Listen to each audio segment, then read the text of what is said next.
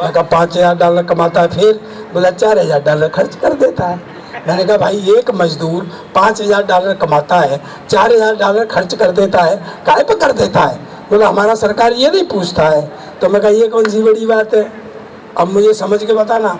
मैं कहा ये कौन सी बड़ी बात है, मेरे यहाँ का एक MLA MP 10,000 रुपये तनख्वाह पाता है और महीने में 1 करोड़ खर्च करता है। कि तुम तो कोई सिक्का खोटा लगते हो, बिन पेंदी का तुम एक लोटा लगते हो, बिन पेंदी का तुम एक लोटा लगते हो।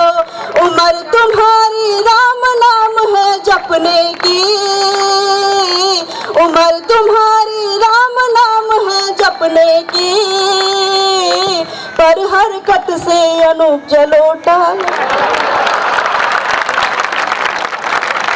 स्वागत है आपके जवाब का, लेकिन मैं ये कहना चाहता हूँ कि तुम मेरी राधा बन जा, मैं तेरा घनश्याम बनूं। ये घनश्याम नहीं, अच्छा, मैं तेरा घनश्याम बनूं और दिल का कोना कोना मैं तेरे नाम करूं। अच्छा। आज का फंक्शन बहुत अच्छा हुआ है, अच्छा कवि सम्मेलन हुआ है। हास्य की फुहारें पड़ी हैं, बौछारें पड़ी हैं, सब लोगों ने बहुत ही एंजॉय किया है। अच्छा आयोजन भी अच्छा हुआ, भव्य कवि सम्मेलन हुआ है। मेरी तरफ से बहुत बहुत शुभकामनाएं सबको।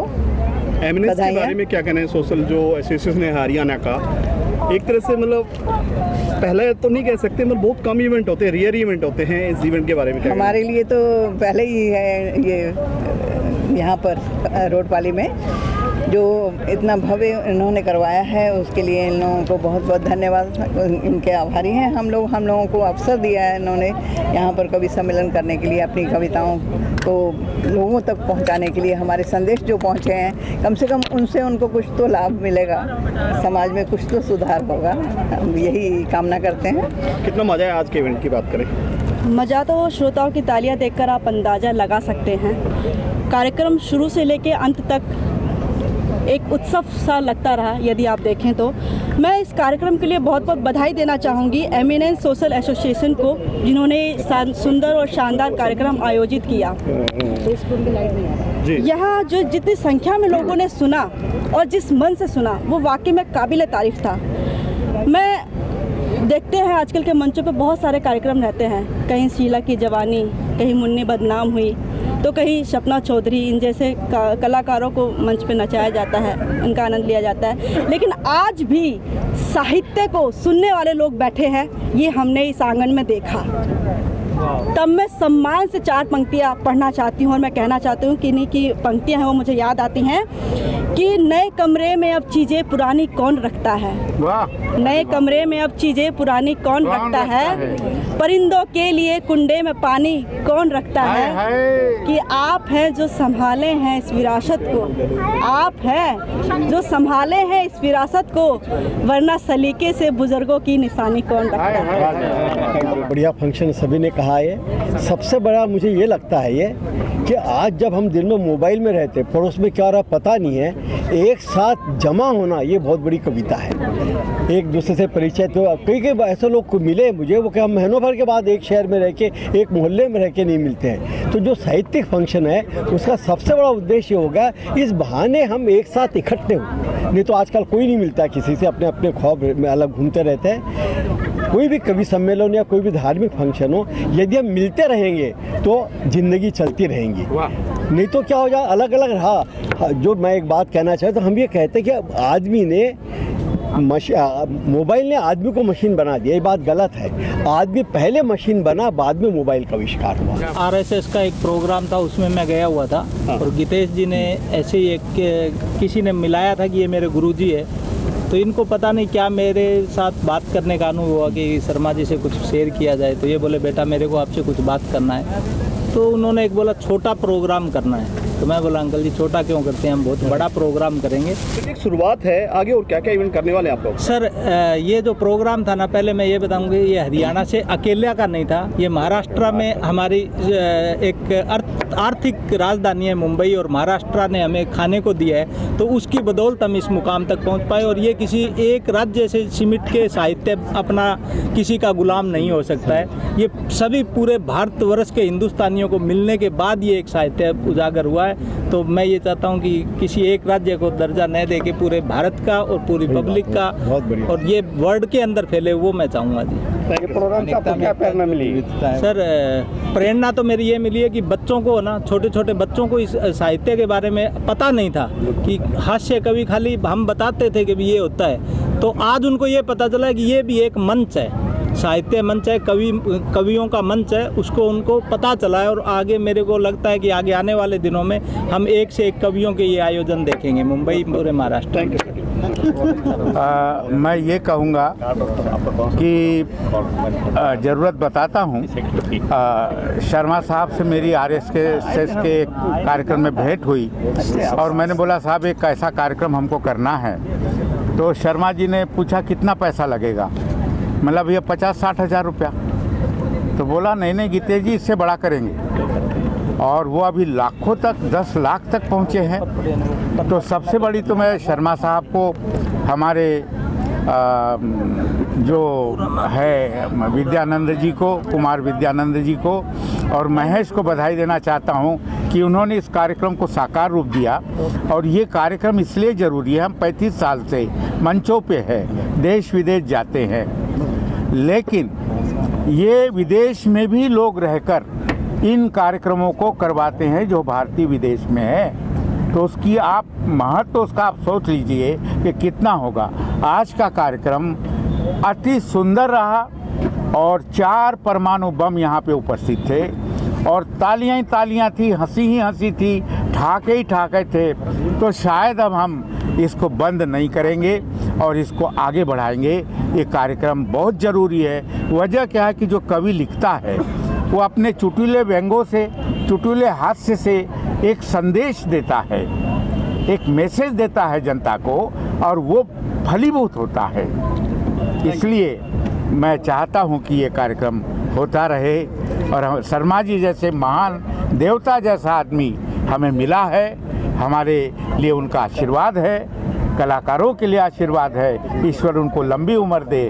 और उनके लिए मैं कहना चाहता हूँ कि हमारे शर्मा जी की उम्र हजारों साल हो और उनके संरक्षण में ये कवि सम्मेलन हर साल खुशहाल हो, और रात रहे तो वो पूनम का चांद बने, दिन हो तो सूरज सा इंसान बने, सूरज सा इंसान बने, सूरज सा इंसान। और मैं एमिनेंस सोशल एसोसिएशन का सचिव हूँ। पहले तो आप सभी को धन्यवाद, आप सभी मीडिया वाले आए यहाँ पे, इस कार्यक्रम का एक शोभा भी बढ़ाया और गरिमा भी बढ़ाई। बहुत बहुत धन्यवाद। क्या कहना चाहिए आज के जो इवेंट के बारे में, किस तरह का इवेंट है?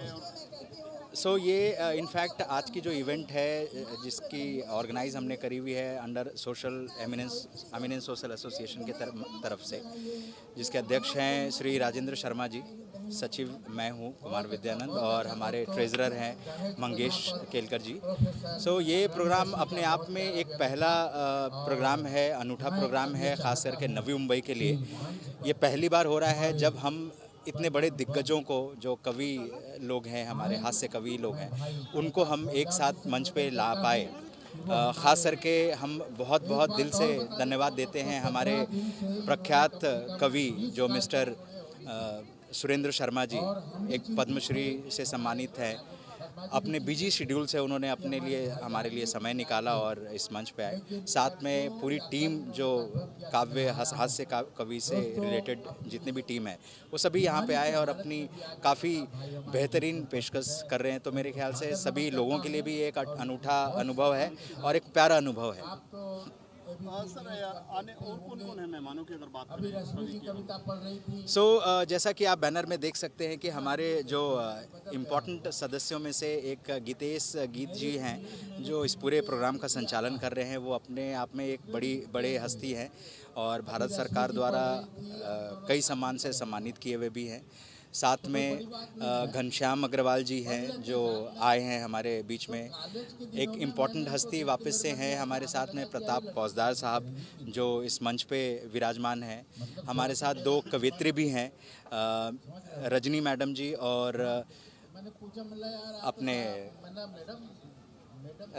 रश्मि अनुभूति मैडम, और साथ में हैं अश्विनी सिंह मैडम जी। तो ये सभी एक बहुत प्रख्यात कवि हैं जो आज इस मंच पे साथ में हैं। सर ये इवेंट अपने आप में अलग है क्योंकि हरियाणा के जो कल्चर है एक साथ इकट्ठे होना, ऐसा नहीं है कि हरियाणा के लोग नहीं हैं यहाँ पर, लेकिन एक साथ में ये शुरुआत जो करना, इसके बारे में शादी के दिनों में आप कहती थी कि सराहनीय काम आ रही है। देखिए ये एक पहला इवेंट बिल्कुल ये पहला इवेंट भी है। और देखिए ऐसा हमेशा रहता है कि हम जो भारत है हमारा, विविधता में एकता वाली जो बात है, और इसमें हम सभी कल्चर के लोगों को एक साथ करते हैं, सभी कल्चर के लोगों को एक जगह इकट्ठा करने की जो प्रयास है वो भी अपने आप में एक बहुत सही आपने बात बताया कि एक अनूठा प्रयास भी है, और हम इसमें लगभग सक्सेस भी हुए हैं। हमारे साथ जो अन्य जितने भी जो फोरम हैं या सोशल सर्विसेज एसोसिएशंस हैं, जैसे कि हमारे हरियाणा वेलफेयर एसोसिएशन है, साथ में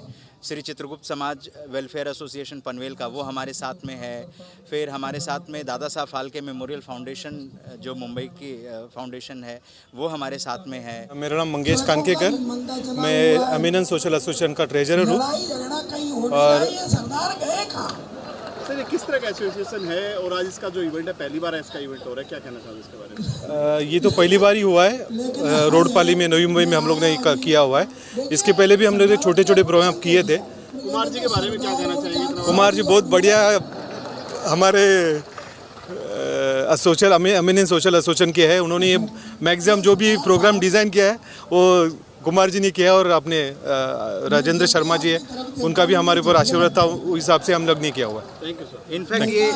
इनफैक्ट ये पूरी टीम की जो सहभागी रही है बहुत अच्छी रही है।